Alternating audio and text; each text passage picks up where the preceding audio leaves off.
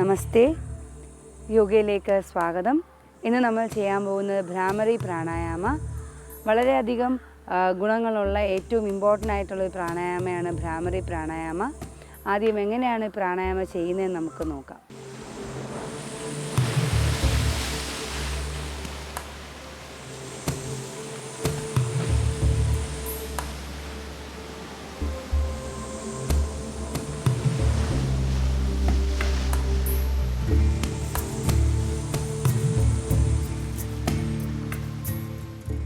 കണ്ണടച്ച് ശ്വാസം ഉള്ളിലേക്ക് എടുക്കുക.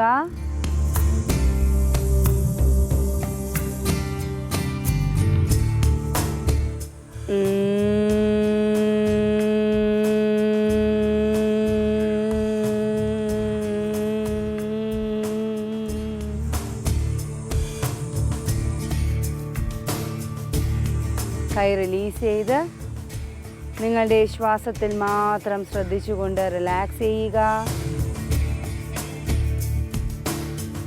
റിലാക്സ് ചെയ്യുന്ന സമയത്ത് നമ്മളുടെ ശിരസിൽ വൈബ്രേഷൻ ഫീൽ ചെയ്യും, കഴുത്തിൽ ഫീൽ ചെയ്യും, ചെസ്റ്റിൽ ഫീൽ ചെയ്യും. ഈ 3 ഭാഗങ്ങളും ശ്രദ്ധിച്ചു കൊണ്ടിരിക്കണം. എന്നിട്ട് പതുക്കെ കണ്ണുകൾ തുറന്ന് പഴയ അവസ്ഥയിലേക്ക് നമുക്ക് തിരിച്ചു വരാം.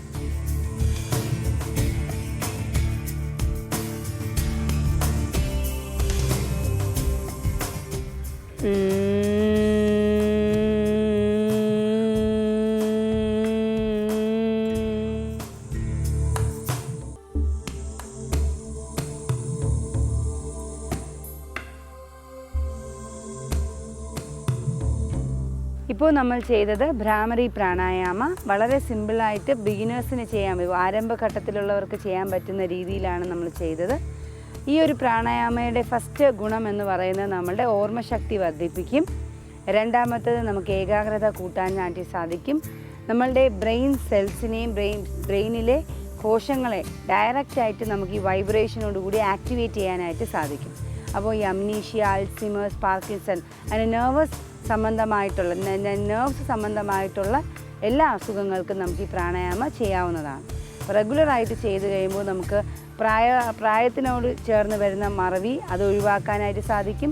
കുട്ടികളിൽ പഠിക്കാനായിട്ട് ഏകാഗ്രത വർദ്ധിപ്പിക്കാനായിട്ട് സാധിക്കും.